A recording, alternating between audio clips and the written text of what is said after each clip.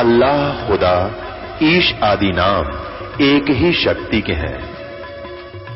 वो कैसा है, कहां है, कैसे मिलता है, किसने देखा है?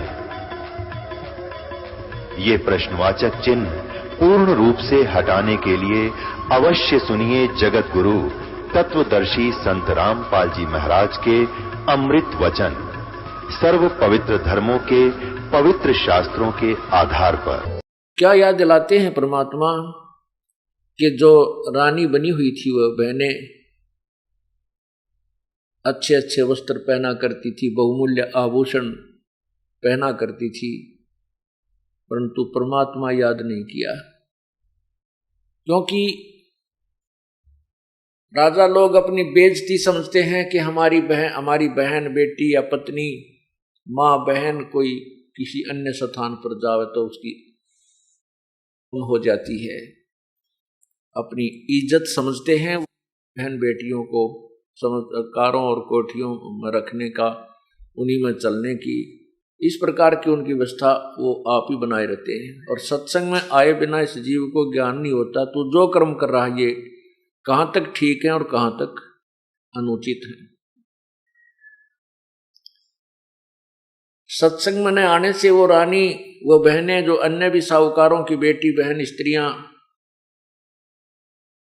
जो अच्छे खाना खाया करती थी, किसमस काजू मिलाकर खीर हलवे बनाकर खाती थी, बांदियां सेवा किया करती थी, एक परमात्मा के नाम बिना। होय होय कबीर एक हरि के नाम बिना वो नार कूतिया हो, गली गली भौंकत फेरे फिर टूक न डाले कोई।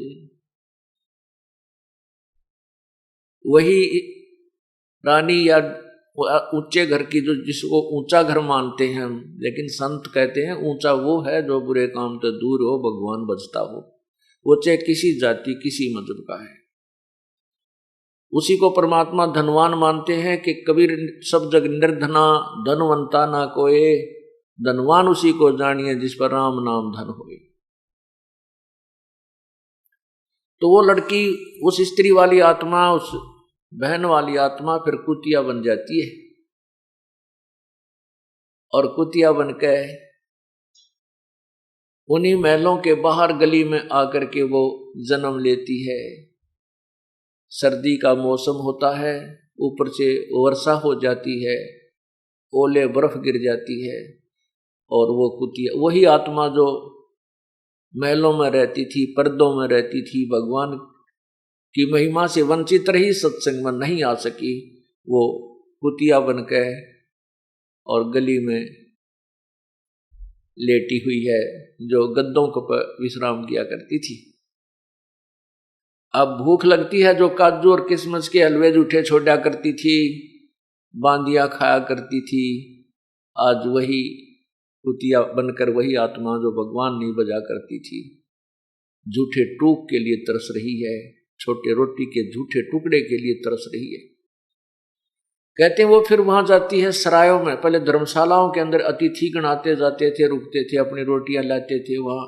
तो वहां कहते हैं उस सराय के सामने खड़ी होकर वह रानी वाली आत्मा, और वहां शोर मचा रही है, हु कर रही है टूक के लिए।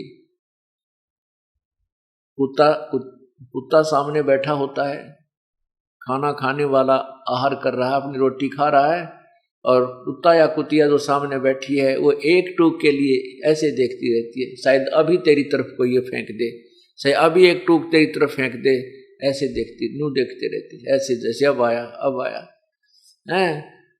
लेकिन वो तो उसकी मर्जी है, कब याद आ उसके, अभी सामने कुत्ता बैठा, टूक डाल दे ना डालूं, एक ऐसा ने कमा वो खाकर रोटी डाट कर छालना चाल पड़े, टूक भी ना डाले।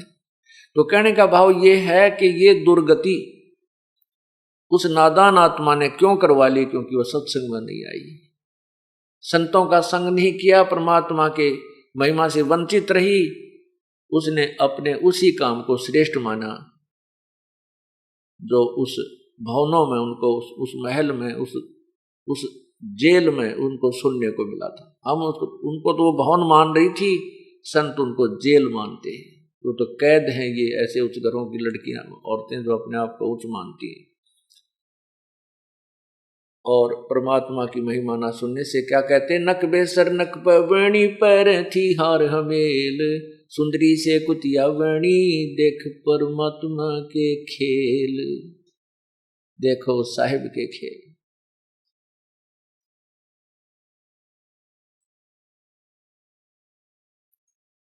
इसलिए प्रभु याद दिलाते हैं,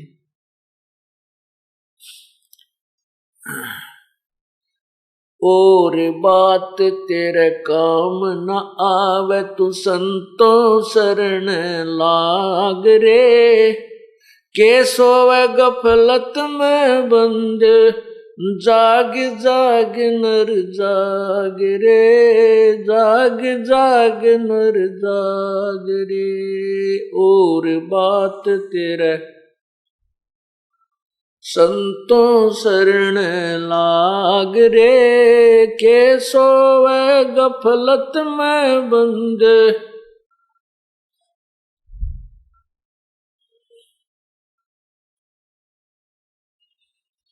इस तन सराय में जीव मुसाफिर करता रहे दिमाग रे, तन सराय में जीव मुसाफिर करता रहे दिमाग रे, रात बसेरा कर ले डेरा चले सवेरा त्याग रे, चले सवेरा त्याग रे। और बात तेरे काम न आवे, के सोवे गफलत में बंदे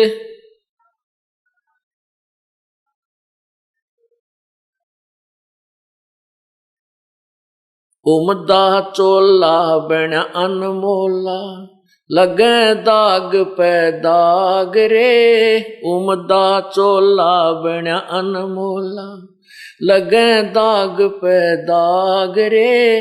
दो दिन की गुजरान जगत में क्यों जले बिरानी आग रे, जले बिरानी आग रे। और बात तेरे काम न आवे, के सोवे गफलत में बंद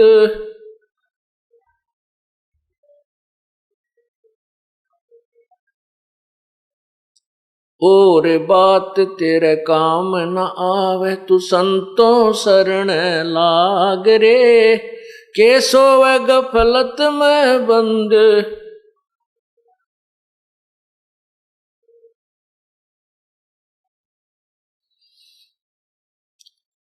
और बात तेरे काम न आवे तू संतों शरण लाग रे, के सोवे गफलत में बंद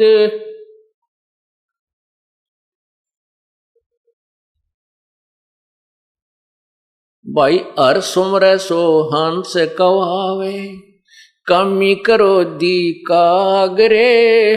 हर सुमरे सो हंस कवावे, कामी करो दी कागरे।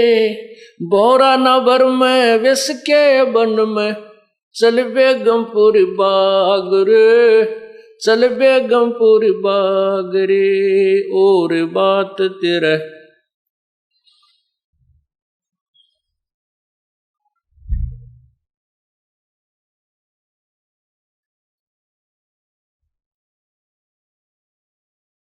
जाग जाग नर जाग रे। और बात तेरा काम न आवे, संतों शरण लाग रे। के सोवे गफलत में बंद, जाग जाग नर जाग रे, जाग जाग नर जाग रे। भाई शब्द सैन सतगुरु की पछाणी, पाया अटल सुहाग रे। शब्द सैन सतगुरु की पछाणी, पाया अटल सुहाग रे। नितानंद महबूब गुमानी, प्रगट्य पूर्ण बाग रे, प्रगट्य पूर्ण बाग रे। और बात तेरा काम न आवे, के सोवे गफलत में बंदे, जाग जाग नर जाग रे, और बात तेरे काम न आवे, तू संतों शरण लाग रे। के सोवे जाग जाग नर जाग रे, सत साहिब। इस तन सराय में जीव मुसाफिर करता रहे दिमाग रे, रात बसेरा कर ले डेरा, तू चले सवेरा त्याग रे। ये शरीर एक धर्मशाला बताई है। संतों ने इस जीव को जगाने के लिए नाना प्रकार के उदाहरण दिए हैं। इस शरीर को एक चलती फिरती सरा समझो, धर्मशाला समझो, एक रेस्टोरेंट समझो, और इसमें आपको ये जो आपको रेस्टोरेंट में रहने के लिए यानी इस धर्मशाला में रहने के लिए जो समय मिला है, वो आपने जितने पैसे जमा करा रखे हैं उतने समय के लिए आपकी बुक हो चुकी है। और जिस दिन वो समय आपका पूरा हो जाएगा, आपके पैसे समाप्त हो जाएंगे, आपको ये धर्मशाला, ये सराय छोड़नी पड़ेगी, इसमें नहीं रहने देंगे। आप अगर ठीक ठाक से नहीं निकलते हो, सब इच्छा से नहीं आते हो, तो आपको उठा करके बाहर उसके नौकर निकाल देते हैं। धर्मशाला आपने किस लिए धर्मशाला में गए हो, किस लिए आप दूर देश में जाकर के अपना घर छोड़ करके धर्मशाला में गए हो, रेस्टोरेंट में रुके हो, उसका उद्देश्य भी कोई अवश्य होगा। वहां आप बिजनेस करने गए हो, आप वहां किसी व्यवसाय के लिए गए हो, और जो उस धर्मशाला में कमरा बुक करा के वहां व्यवसाय करते हैं, अपना कोई बिजनेस करते हैं, वो लोग 2 के 20 बना लेते हैं। वो अपना दुगने तिगने चौगने धन को इकट्ठा करके बना करके वापस स्वदेश आ जाते हैं। और जो व्यक्ति उस धर्मशाला में जाकर के, सराय में जाकर के कमरा भी बुक करा लिया और जो मूल धन लेकर गया था उसमें से शराब पीवे, हुक्का पीवे, जुआ खेले और सिनेमा देखता फिर, व्यवसाय किया नहीं, जिस उद्देश्य से गया था वो काम करा नहीं, तो वो कंगाल हो जाता है। और फिर वो कंगाल होने के उपरांत कितना कष्ट उठाता है। इसी प्रकार इस तन सरा में जीव मुसाफिर करता रहे दिमाग रे, रात बसेरा कर ले डेरा, चले सवेरा त्याग रे। अब मनुष्य शरीर प्राप्त करके हम संतों के विचार तो सुनते नहीं। अब आप में घने समझदार बुद्धिमान बने बैठे, अपनी अपनी अटकलों से अटके बैठे हैं। मेरा लड़का ऐसे पढ़ गया, वो इंजीनियर बन गया, मेरा लड़का ऐसे पढ़ गया, IAS कर गया, IPS कर गया। अब वो जो पढ़ाई उन्होंने पढ़ी है उसमें तो विद्वान हो गए वो, इसमें तो कोई शक को नहीं। लेकिन परमात्मा ने जो परमात्मा को प्राप्ति का जो ज्ञान है और इस मनुष्य शरीर का जो उद्देश्य है, वो तो ज्ञान उनको ना हुआ। फिर वो अपने अपने दिमाग से अटके रहते हैं।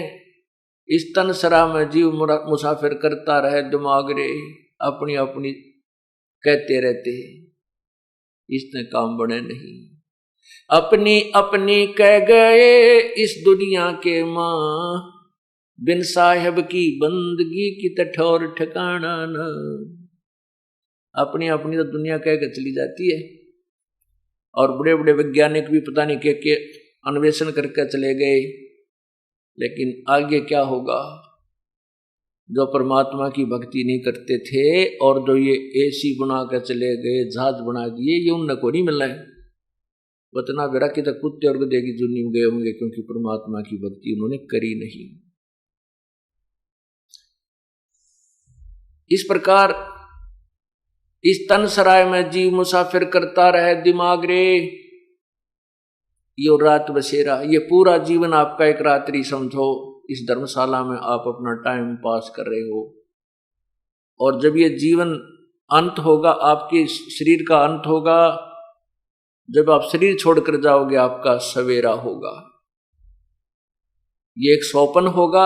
आज जिसको आप बेटा मानते हो, बेटी मानते हो, माता मानते हो, पिता है, मेरी कार है, कोठी है, मेरी जमीन, इतने एकड़ मेरी जमीन है, जब स्वप्न सा होगा, या जैसे स्वप्न में हम कई बार कार में बैठे होते हैं, रांची स्पीड पर चला रहे हैं, कभी ब्रेक मारते हैं, कभी गियर बदलते हैं, क्लच दबाते हैं, और जब सपना टूट जाता है तो उड़े रजाई में पैर मारते पावा, वो कार नहीं होती।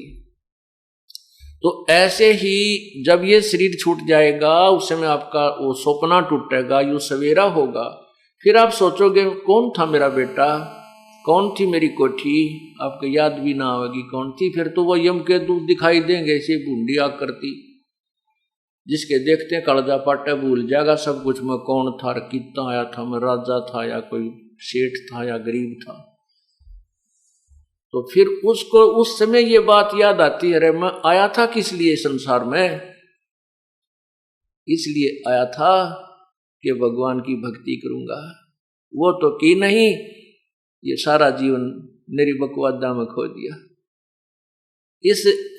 इस जीव को फिर धर्मराज के सामने, उस न्यायाधीश के, प्रभु के न्यायाधीश के समक्ष खड़ा कर दिया जाता है। वो न्यायाधीश धर्मराज पूछता है कि सुना भाई, दिखाओ तुम्हारे इसकी गठड़ी खोल कर देखो,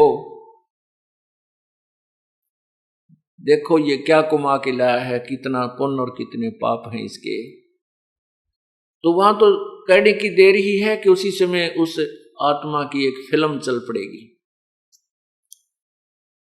तो वो क्या देखते हैं, धर्मराज कहता है, अरे नालायक, जब तू यहां से गया था क्या कह रहा था कि हे भगवान मुझे एक बार मनुष्य शरीर दे दो, मैं आपकी भक्ति करूंगा, परमात्मा बजा करूंगा, कोई बकवाद नहीं करूंगा, ना शराब मांस तम्बाकू नहीं पीऊंगा, चोरी ठगी जारी नहीं करूंगा, मैं नेक नीति से आपको याद किया करूंगा प्रभु। और अब क्या करके आया है तू देख, उसके एक फिल्म चला दी जाती है, वहां पर गवाह की जरूरत को ना, भगवान को, परमात्मा को वहां पर किसी एविडेंस की आवश्यकता नहीं है। एक फिल्म जो हमारे यहाँ, जैसे हम जितने भी कर्म करते हैं, एक फिल्म हमारे कंप्यूटर अंदर मस्तिष्क में एक परमात्मा ने कंप्यूटर फिट कर रखा है जीव के अंदर। उस कंप्यूटर में कोड वर्डों में हमारे सब कर्म विद्यमान रहते हैं, चाहे हम बुरी सोचते हैं, अच्छी सोचते हैं, अच्छा करते हैं या बुरा करते हैं। और इसकी एक कॉपी प्रतिदिन धर्मराज के दरबार में इस फिल्म की चली जाती है, वहां फैक्स हो जाती है। उस समय ये जीव वहां धर्मराज के दरबार में खड़ा होता है, उसके सामने किए हुए उसके सुक्रम और कुक्रम की एक फिल्म चल पड़ती है। ये नीची गर्दन कर लेता है, क्योंकि वहां ये नो भी ना कह सकता मैंने यो पाप ना करया, यहां तो झूठ बोल कर हम झूठी गवाही देकर बरी हो जाते हैं किसी मुकदमे में, लेकिन वहां झूठ नहीं चलेगी। उसके लिए फिर वो क्या कहता, भगवान इब क्या गलती बन गई, एक बार मनुष्य जीवन फिर दे दो मुझे, मैं फिर आपको बहुत याद करूंगा, परमात्मा की भक्ति किया करूंगा, शुभ कर्म करूंगा, ऐसे पाप मैं फिर नहीं करूंगा जो इस फिल्म में मैं देख रहा हूं, ये मैंने बहुत गलती कर दी। तब धर्मराज जी कहते हैं, अरे नालायक, तू प्रत्येक बार ये बकवाद कर, ये बहाने बनाता है, देख तू कितने मनुष्य जन्म दिया मैंने तेरे को। एक ट्रेलर दिखाता है उसके पिछले जन्म जन्मांतर के पिछले, वो फिल्म चलाता, देख एक मनुष्य जीवन तू गया जब क्या कह रहा है कि भगवान इब का तो मैं पूरी भक्ति कराया करूंगा, परमात्मा को याद करूंगा, पूरे बुरे कर्म नहीं करूंगा, और देख तो उल्टा फिर क्या लाया इस जीवन में, वह कुकर्म करके आया, भक्ति की नहीं, इतने पाप कमा कर लाया था। उससे दूसरे जन्म में देख, तीसरे में देख, चौथे में देख।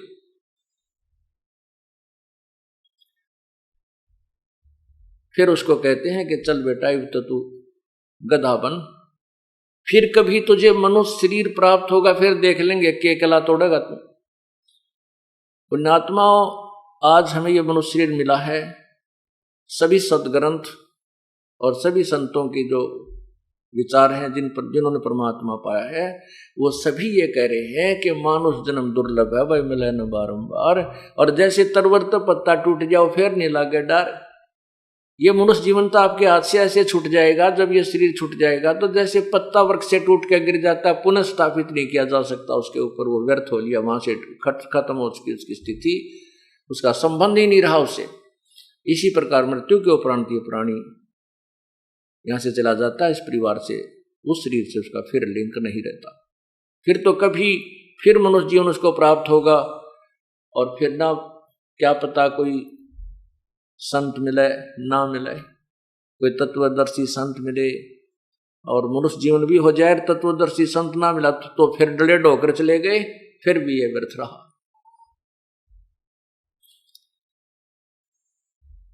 इस प्रकार परमात्मा हमें याद दिलाते हैं कि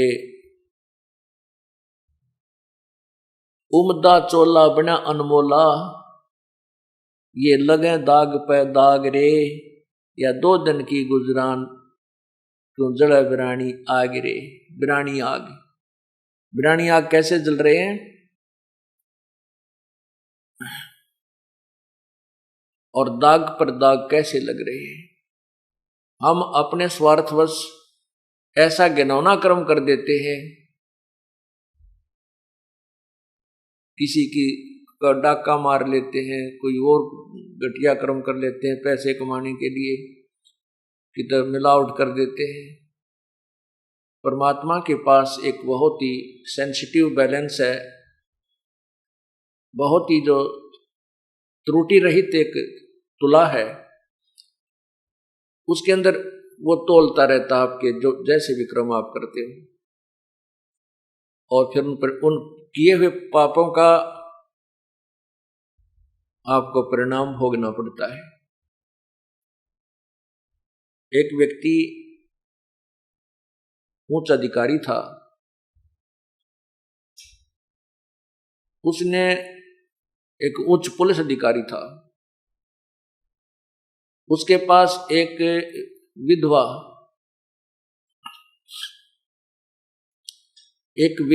स्त्री दरखास्त लेकर गई, प्रार्थना लेकर गई कि मैं बचपन, मेरा एक ही लड़का हुआ था, मैं विधवा हो गई थी, मेरे 18 एकड़ जमीन मेरे जो यहाँ के हकीकी अर्थात इस मेरे देवर जेठ आदि प्रयोग करते थे, मुझे उसमें से कुछ हिस्सा दे देते थे। मैं अपने घर पर पीहर में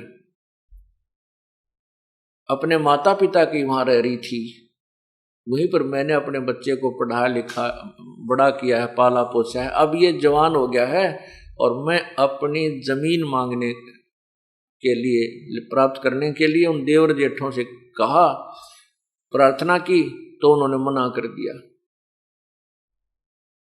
कृपा मेरी जमीन मुझे दिलवाएं। अब उस बड़े अधिकारी ने उस स्त्री से कहा, उस बहन से कहा कि आप दरखास्त दे जाओ, मैं इंक्वायरी करता हूं। उसने उसकी इंक्वायरी करवाई तो उसको पता चला कि उनके अभी कब्जा नहीं हुआ था। कुछ एक ऐसा नियम है कि इतने वर्षों तक उसके नाम चल पड़े दूसरे व्यक्ति के तो उसके कब्जा माना जाता है, फिर वो मालिक उसको ग्रहण नहीं कर सकता। उस अधिकारी को ने पता करवाया कि उस पर कोई कब्जा नहीं है और आसानी से उसको छुड़वाया जा सकता है। अब उस अधिकारी के मन में लालच आ गया कि 16-17 एकड़ जमीन है, कई लाखों रुपए की है, और इस स्त्री के पीछे कोई अप्रोच का आदमी भी नहीं है। इन सब प्रकार से सोच के उसने जब वो जिस दिन वो बुलाई थी वो स्त्री वहां गई बहन, उस अधिकारी ने कहा कि तेरी जमीन नहीं छूट सकती, इस पर तक कब्जा हो चुका है। हाँ, मैं तुझे ऐसा कर सकता हूं कि उनसे 10-20 हजार 50 हजार रुपये दिला सकता हूं, नहीं तो वो भी नहीं मिलेंगे। उसमें 10-20 हजार 50 हजार रुपये बहुत होते थे, और वो करोड़ों की जमीन थी तो उसको 20-30-50 हजार रुपये में राजी करके और तहसील में उसके अंगूठे लगवा कर रजिस्ट्री अपने नाम करवा ली, अपने बच्चों के नाम, अपने बेटे के नाम करवा दी। इकलौता पुत्र था उस पुलिस अधिकारी के। अब वो वृद्धा वह बेचारी बुढ़िया अपने बच्चे ने लेकर 50-60 हजार रुपये लेकर के की तो और रहने लगी। अब उस अधिकारी का एक ही पुत्र था, अच्छा पढ़ लग गया, एसडीएम की नौकरी लग गया, ब्याह की तैयारी हो रही थी, शादी की तैयारी थी, उसी दिन एक्सीडेंट को प्राप्त हो गया। ओए होए, जिस बेटे के लिए उसने ऐसा कुकर्म किया उस वृद्धा की आत्मा दुखाई, वो बेटा ही ना रहा। जिस बेटे को सुखी करने के लिए उस नादान आत्मा ने अपनी पावर का दुरुपयोग किया, अपनी शक्ति का सत्ता का दुरुपयोग किया, फिर वो टक्कर मार कर रो रहा है, टक्कर मार मार रो रहा है। याद दिलाते हैं परमात्मा, संत जन आकर के हमें प्रभु की महिमा उसके विधान से परिचित कराते हैं कि उमदा चोला बना अनमोला, लगे दाग पे दाग रे, या 2 दिन की गुजरान जगत में क्यों जड़े बिरानी आग रे, या बिरानी आग अपने ऊपर घेर ली उसने।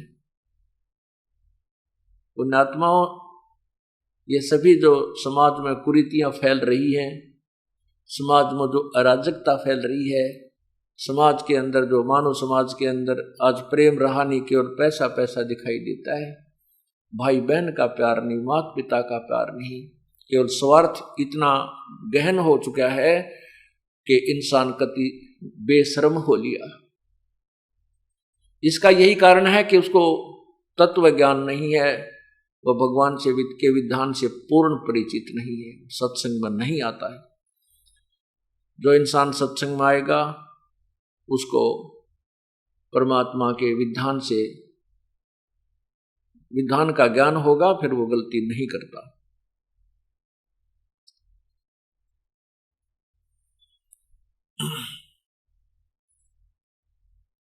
फिर बताया है कि हर सुमरे सो हंस कहावे, कामी क्रोधी कागरे।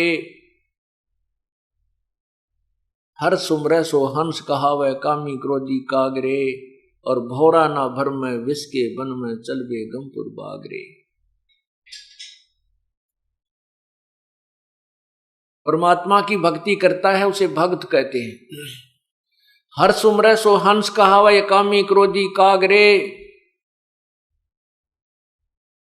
हंस, एक अच्छे भगत को हंस के उपाधि से संबोधित किया जाता है। हंस,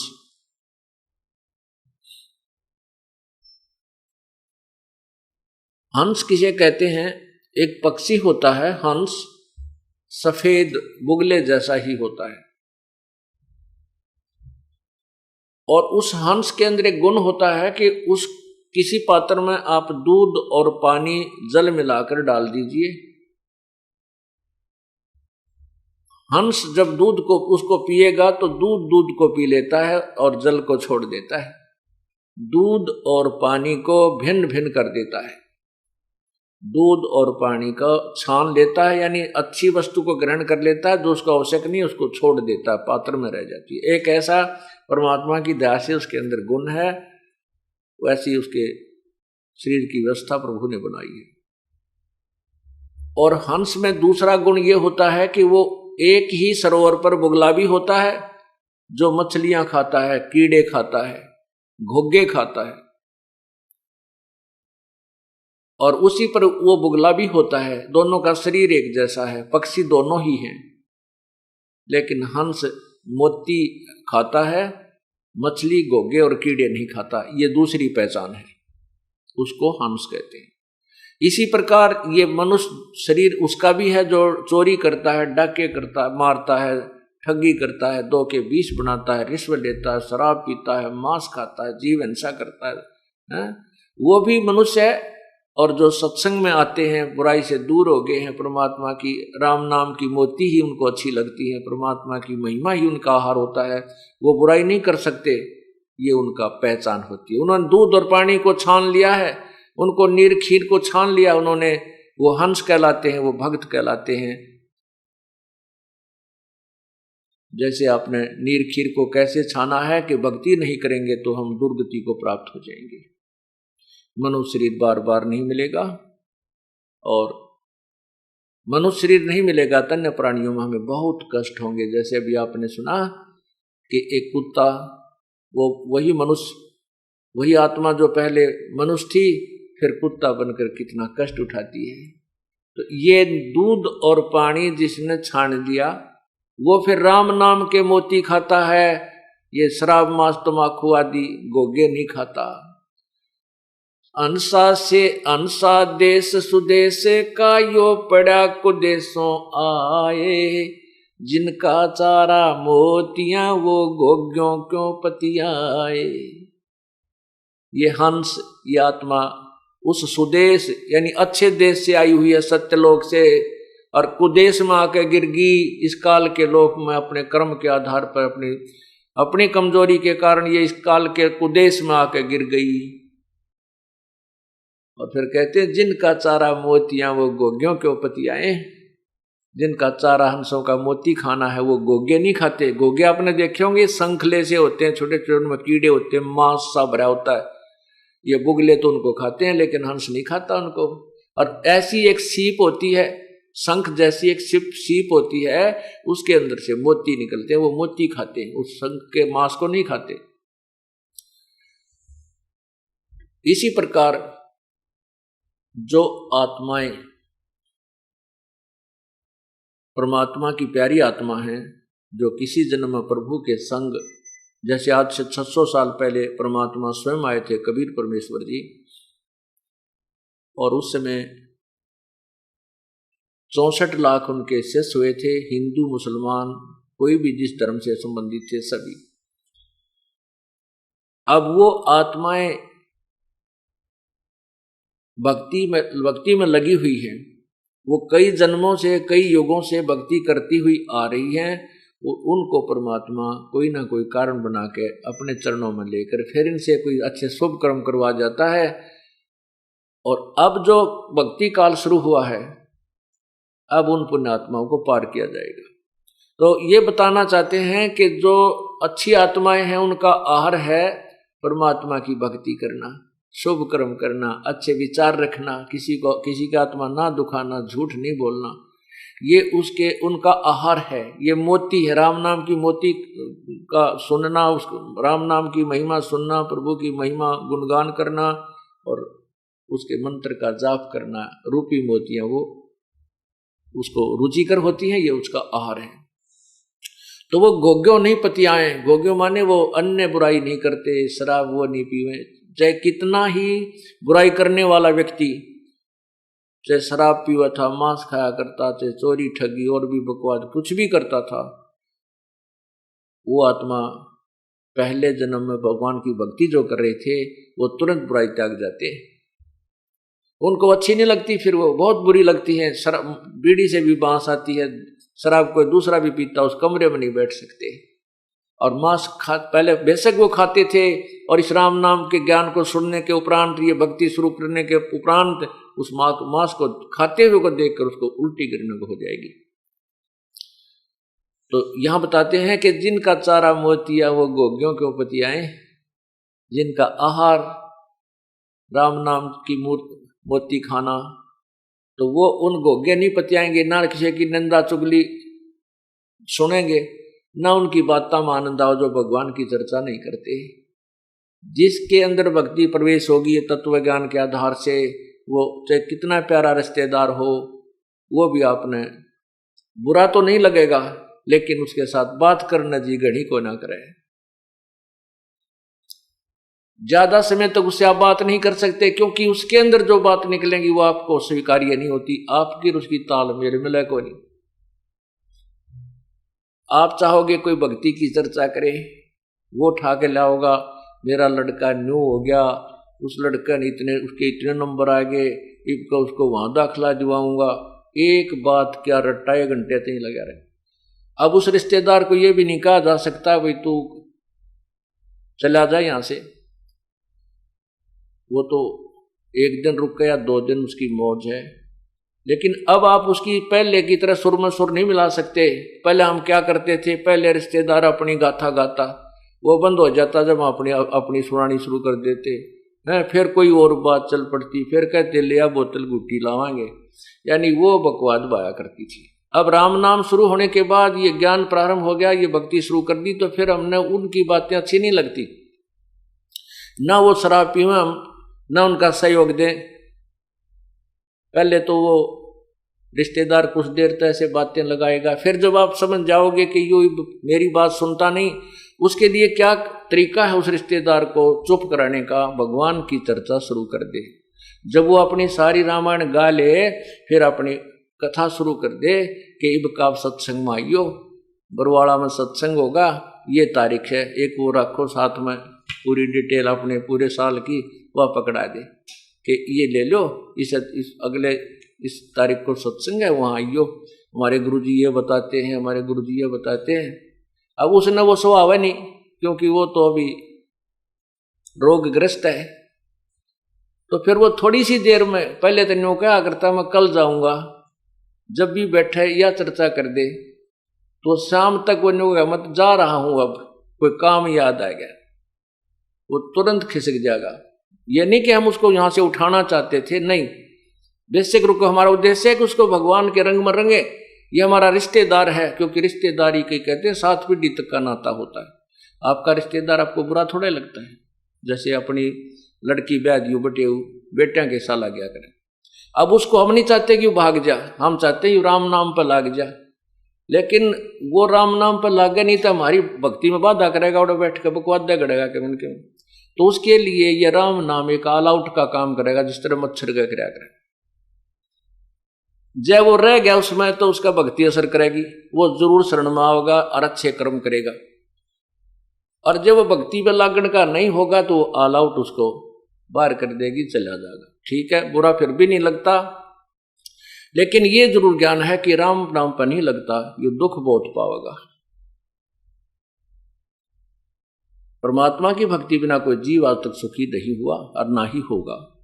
ठीक है, जिसके पूर्व जन्म के पुण्य चल रहे हैं, जब तक उसके तो उसको कोई दिक्कत नहीं आती।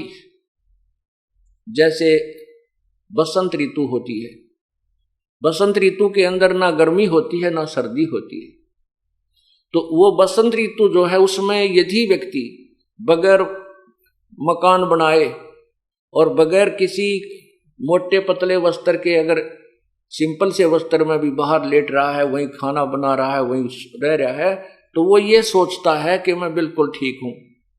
और दूसरों कोई कहता है कि भाई कोई मकान बना ले, कोई झोंपड़ी डाल ले, आंधी आवेगी, तूफान आवेगी, वर्षा आवेगी, गर्मी आवेगी, सर्दी सतावेगी। यदि वो व्यक्ति नहीं मानता है तो फिर वो दुख पाएगा, और फिर जब वो सर्दी और गर्मी का मौसम शुरू होगा उसको वो सब यातनाएं होंगी। इसी प्रकार जिन प्राणियों के आज पुण्य चल रहे हैं, उनके पास कार भी है, कोठी भी है, बढ़िया उनकी अच्छी नौकरी है, कोई राजा बना है, कोई मंत्री बना है, कोई कुछ बना है, उनको हम कहते हैं भाई राम नाम की झोपड़ी डाल ले, ये बसंत का मौसम सदा नहीं रहेगा, ये पुण्य कर्मों रूपी बसंत सदा नहीं रहेगा, ये पाप रूपी कर्मों की गर्मी भी आवेगी जेठ की, और उस समय तुझे लेने के देने पड़ेंगे। तो वो नहीं मानता है तो उसको वो कष्ट उठाना ही पड़ेगा। ठीक इसी प्रकार हम अपने हर व्यक्ति को, भाई को, बहन को, रिश्तेदार को, अपने मित्र को यही समझाने की चेष्टा करते हैं कि राम नाम पर लग जा, नहीं तो बहुत दुख आओगे, तुझे दुख होंगे, कष्ट होंगे। वो कहता है मैं मौज माच रही है मेरी, तो क्या दिक्कत है, सब ठीक है, लेकिन ये सदा नहीं रहेंगे। परमात्मा कहते तू जाने मेरी ऐसे डबेगी, हरदम लेखा भरना रे, ये तो एक एक श्वास का हिसाब किताब है। तो इस प्रकार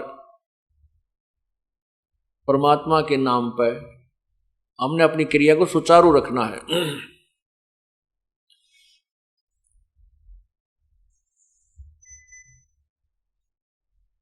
अब ये बताया कि इस हर सुमरे सो हंस कहावे, कामी क्रोधी कागरे,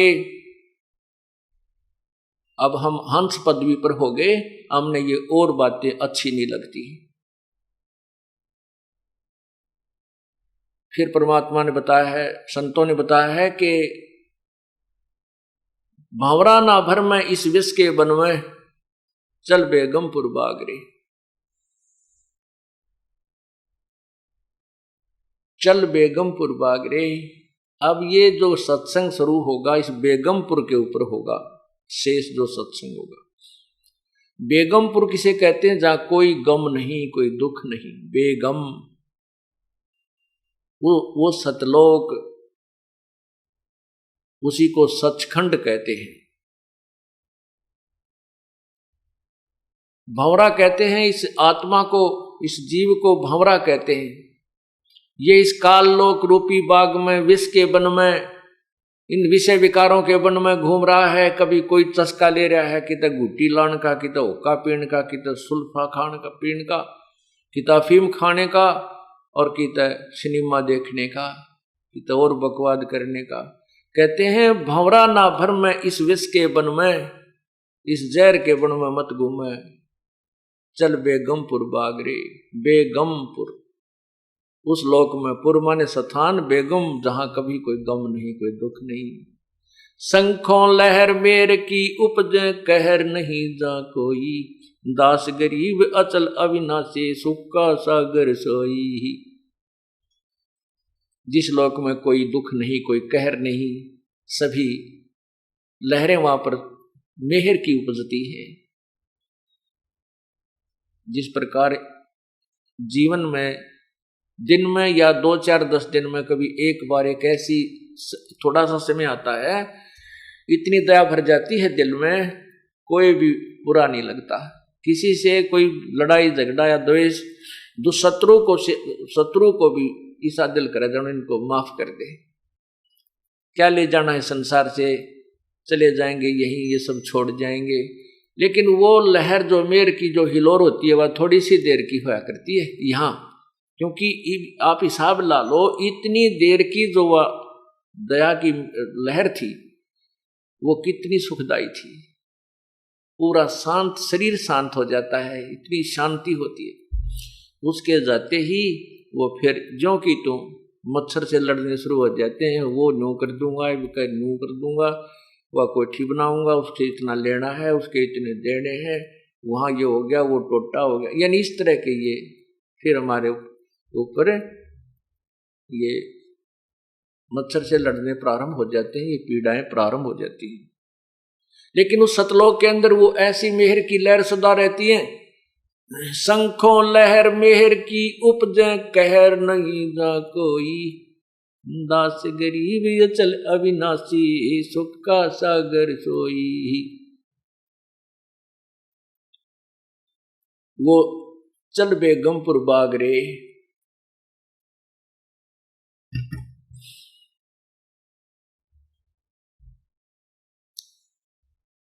आगे बताया कि शब्द सैन सतगुरु की पहचानी, पाया अटल सुहागरे, नितानंद महबूब गुमानी, प्रगटे पूर्ण भागरे। ये नितानंद जी महाराज ब्राह्मण परिवार में, ब्राह्मण कुल में इनका जन्म था। इनका बचपन का नाम नंदलाल था और ये नारनौल के नवाब के वहां तहसीलदार के पद पर नौकरी करते थे। इनके माता पिता मर चुके थे। नाना नानी ने इनकी परवरिश की थी। नाना जी वहां, इनके नाना जी जो है वो बीरबल खानदान से थे, जो बीरबल अकबर के आप वो किस्से सुना करते हैं, उस बीरबल खानदान से के ब्राह्मण थे और नारनौल के नवाब के वहां किसी ऊंच पद पर विराजमान थे। उसने ही अपने दोते को वहां तहसीलदार लवा रखा था। नित्यानंद जी की शादी होगी थी। एक दिन ऐसे परिवर्तन आता है जीवन में। एक संत थे गुमानी दास जी, वो वैष्णव साधु थे, विष्णु जी के उपासक थे। उन्होंने ऐसे ही जहां नित्यानंद जी अर्थात ये नंदलाल तहसीलदार जी अपने मकान में रहा करते थे, उसके साथ में किसी के घर में सत्संग था। अब वो तो उस समय पहले तो ब्राह्मण, ऊपर तक फिर इतनी बड़ी पोस्ट तहसीलदार, आज तो डीसी को भी इतना महत्व नहीं है, पहले तहसीलदार को इतना महत्व हुआ करता था। तो दूसरे के घर में जाओ तो अपनी बेइज्जती मानना। उधर से परमात्मा की महिमा के वचन उसके कानों में गिरे, क्योंकि वो पुण्यात्मा थी। तो एकदम वो फड़क के छत पर आ बैठा, वहां कुर्सी डाल कर बैठ गया छत पर। गर्मियों के दिन थे, सारा सत्संग सुना। शेष रात उसने नींद नहीं आई। अब उस नित्यानंद जी ने सोचा, नंदलाल तहसीलदार जी ने सोचा कि भाई मैं फिर उन्होंने पता करवा लिया कि महात्मा कहाँ रहता है। पता चला कि यहाँ आधा किलोमीटर 1 किलोमीटर दूरी पर जंगल में इसका आश्रम है। तो नित्यानंद जी ने सोचा भाई नाम तो लेना पड़ेगा, परमात्मा की भक्ति के बिना तो जीवन बर्बाद हो जाएगा। वो उद्देश्य मन में सोच कर फिर ये डरे, शर्म आवे कि वहां नगरी के लोग बैठे पाओगे, न्यो कहेंगे भाई एक तहसीलदार वहां गया और ब्राह्मण होकर दूसरों के पास चरण छूता है, या मान बढ़ाई साथ में मरोड़ी लाग रही। लेकिन उस पुण्य पिछले जन्म के भक्ति के प्रभाव ने नहीं टेकन दिया उसको। उसने अपने आप विचार किया कि मैं सुबह जल्दी चला जाऊंगा वक़्त से, सुबेरे सुबेरे, तब तक नगरी के लोग नहीं जाएंगे, संत से उपदेश लेकर अपना शीघ्र आ जाऊंगा। इस उद्देश्य से घोड़े पर चढ़कर चल पड़ा। उधर से वही संत जी जिसने सिर पर उस्तरा फिरवा रखा था, कचकोला कढ़ा रखा था पूरा, और वो एक शरीर पर केवल एक तहमंद बांधे हुए, गर्मियों के दिन थे, अपने आश्रम से घूमने के लिए रस्ते रस्ते दूर आ रहा था। उधर से ये तहसीलदार नंदलाल जी जा रहे थे घोड़े पर बैठ कर, ब्राह्मण थे।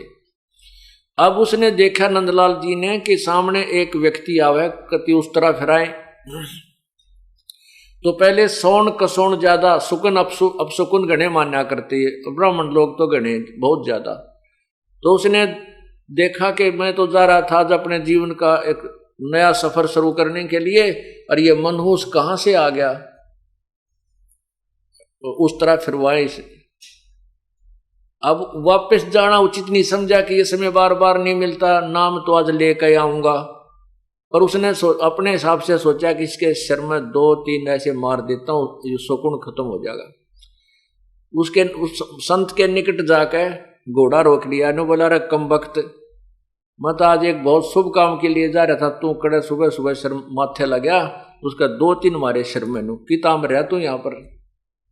यूं कह कर फिर घोड़ा लेकर आश्रम की तरफ चल पड़ा। और वो संत ने देखा, अच्छा मूर्ख आदमी रही हो, दिखा था कोई अच्छा अधिकारी, शिक्षित, पढ़ा लिखा सभ्य व्यक्ति, इसने मेरे सिर में मारे, अच्छा मूर्ख। अब संत के साथ तो 100 टकराया करें, इसे वो को नहीं दान दिया करें, चल भाई आगे न चल पड़ा। संत जी अपना घूमने चले गए, वो संत जी के आश्रम की तरफ चला गया। वृक्ष का घोड़ा बांध दिया। वहां जाकर पूछा भी महात्मा जी कहाँ हैं। वहां रहने वाले सेवकों ने बताए, आ जाओ भाई बैठ जाओ, अभी आ जाते हैं।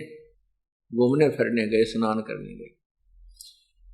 अब संत जी घूम फिर कर स्नान करके नहर में, नदी में, और आकर उस अपने आसन पर बैठे जहां वही व्यक्ति घोड़े पर बैठा हुआ था, वो आसन से 4 फुट की दूरी पर बैठा रखा। सेवकों ने कहा, जा भाई यहाँ बैठ जा, महाराज जी यही आएंगे। अब संत जी ने आके देखा कि तो वो बैठा भाई जिसने तेरे सिर में टोले मारे थे ऐसे करके। अब देख लिया उस नित्यानंद जी ने भी, ये तो वही महात्मा है जिसके लिए तने बकवाद की थी। अरे तो बात बिगड़ेगी, उस संत नाम तने देखो जा। तेरे व्यवहार को देखकर वो अंदर ही अंदर बहुत दुखी हुआ, शर्मिंदा हो गया, नीचे को गर्दन कर ली, बोला को नहीं। संत जी जान गए कि ये अच्छी आत्मा का था और इसका कोई गलतफहमी होगी। तो उस गुमानी दास ने कहा, भाई बच्चों, उस व्यक्ति, उस नित्यानंद से कहा कि ए भगत जी, आप के जैसे एक व्यक्ति मटका लेने जाता है, घड़ा कुम्हार के थे, और मटका लेने से पहले उसको बजा के देखता है एक आने का मटका लेकर 6 बटोले मारता, उसको देखता है ये कहीं खरा है या खोटा, ये कहीं से गड़बड़ तो नहीं है इसमें। और बेटा तने गुरुजी बजा के देख लिया, क्या दिक्कत होगी? आपने तो अपने जीवन का सौदा करना था और गुरुजी को बजा के देख लिया, कोई बात ना बेटा, तो शर्मावा मत ना।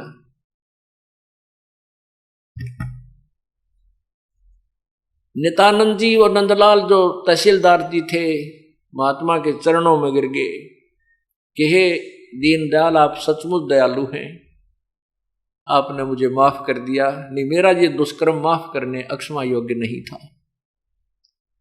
उनको उपदेश दिया। फिर उसकी इतनी लो लाग गई कि नौकरी से आते ही सीधा सत्संग में, आश्रम के वहां। ये उसकी पत्नी को गवारा नहीं हुआ, क्यों बहन को चिंता हो जाती है बगैर ज्ञान के कि बाबा बन जाएगा, घर छोड़ देगा, तेरी बिरयान माटी हो जाएगी। तो उस लड़की ने 1-2 बार उस महात्मा से कहा कि आप मेरे पति को यहाँ मत आने दिया करो, इनको कह दो यहाँ नहीं आवे, और आपने पता नहीं क्या खिला पिला दिया, ये घर में कम रहता है और आपके पास ज्यादा आता है। उसने कहा बेटी मैंने कुछ नहीं कहा, इसका कोई पिछला संस्कार है, और आप भी भक्ति करो बेटा, भक्ति किया करें, परमात्मा का नाम ले। वह तो नहीं मानी, लेकिन इतना विरोध करने लगी कि एक दिन नित्यानंद जी सुबह सुबह जल्दी जाते थे दर्शन करने, उससे भी पहले उठकर वो घर से निकल कर दूसरी साइड से महात्मा के आसन पर जा बैठी जहां संत जी विराजमान होते थे। अब वो वहां पर गया, उसने देखा कि यह तो भगतनी बैठी है, बड़ी शर्म आई उसने, क्या कहेंगे गुरुजी। तो वो इतने में गुरुजी आ गए महात्मा जी से। उस लड़की ने बहुत बुरा भला कहा। नंदलाल जी वापस आ गए उस बहन के साथ, उस समय कुछ नहीं बोले, लेकिन आत्मा में इतना दुख हो गया कि भगवान या तो मेरे प्राण ले लो, या तो ये रास्ता नहीं मुझे बताना था प्रभु, और ये अधूरा रह गया तो मेरा जीवन व्यर्थ है। और या इस भगतमती के माटी संग वाले, या इसको सद्बुद्धि दे दे परमात्मा, या भी भक्ति कर ले। तो ऐसे महीना 20 दिन उनकी संघर्ष चलता रहा, 2 महीने 3 महीने चला। परमात्मा की कृपा हुई, वो बहन बीमार होगी और 10-15 दिन के अंदर उसकी मृत्यु होगी। उसके बाद नंदलाल ने अपना घर भी त्याग दिया, नौकरी भी त्याग दी, और महात्मा की दीक्षा लेकर के अपनी भक्ति करने लगा। उसने फिर यहाँ दादरी के पास 4-5 गांवों की एक सीमा लगती इकट्ठी, जैसे माजरा, बगेवा, बास, ये 2-3 गांव हैं, 4-5 गांव की एक सीमा है। वहाँ एक पहले जंगल बहुत बड़ा था, उसको जटेला जोड़ बोलते हैं।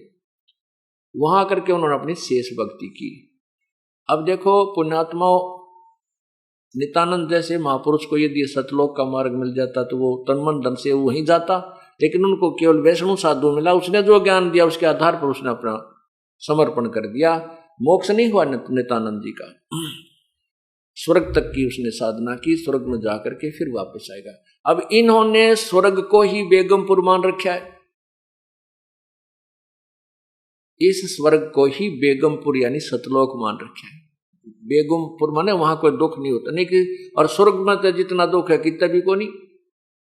पहला दुख तो यह है कि हमारी जेब कटे, हमारा पुण्य समाप्त हो, सबसे बड़ा धोखा हमारे साथ। फिर वहां पर भी यही राग द्वेष खेचा ताणी नाचने गाने सारी बकवाद जो यहां नहीं है उपलब्ध, वो स्वर्ग के अंदर है। जैसे छोटे शहरों के रेस्टोरेंट में सभी सुविधा नहीं होती, तो बड़े शहरों के रेस्टोरेंटों में सारी बकवादें मिल जाती हैं, लेकिन वहां जाता है पैसे वाला ही, गरीब आदमी उन रेस्टोरेंटों में नहीं जा सकता। इसी प्रकार ये स्वर्ग रूपी और महास्वर्ग रूपी जो रेस्टोरेंट हैं, यहाँ पर उस राम नाम के वो धनी जाते हैं जिनकी कमाई गणी है, और वहां पर अपने पुण्य को खत्म करके फिर 84 लाख योनि में आ जाते हैं। ये सिलसिला केवल सतलोक में जाने से ही समाप्त होगा, सचखंड में जाने से समाप्त होगा। उसके जाने की विधि आपको यहाँ बताई जाती है बरवाला सतलोक आश्रम में, और उसी से हम इसका छुटकारा पाएंगे। तो उस समय अब उस नित्यानंद जी महाराज ने क्या कहा था कि ब्राह्मण कुल में जन्म था, मैं करता बहुत मरोड़, और गुरु गुमानी दास ने दिया कुबदगढ़ तोड़। ओए होए, आज हम छोटे सी कोई पोस्ट मिल जाती है, थोड़ा सा धन हो जाए, एक कोठी और कार हो जाती है, तो हम फूले नहीं समाते। जैसे समाज के हिसाब से उच्च जाति में जन्म हो जा और फिर धन चोखा हो जा, बढ़िया कोई पोस्ट या पैसे की व्यवस्था घनी हो जा, तो घनी मरोड़ हो जाती है हमारे अंदर। आज से 250 वर्ष 300 वर्ष पहले जब दत्तानंद जी थे, उसमें ब्राह्मण जाति को एक विशेष आदर दिया जाता था। छोटे से बालक ने भी दादा कहा करते। तो इस तरह उस कहते उस समय जब मैं इतना ऐसे ब्राह्मण कुल में जन्म था, मैं करता बहुत मरोड़े, बड़ा अभिमान किया करता था, और वो अभिमान मुझे नरक में डाल देता। वो कुबद का गढ़ था, उस कुबद के गढ़ ने उस संत ने तोड़ा, कुबद के गढ़ को संत ने तोड़ा, गुमानी दास गुरु ने तोड़ दिया और मुझे एक इंसान बना दिया, एक भक्त बना दिया। ब्राह्मण कुल में जन्म था, मैं करता बहुत मरोड़, और गुरु गुमानी दास ने वो दिया कुबदगढ़ तोड़े। फिर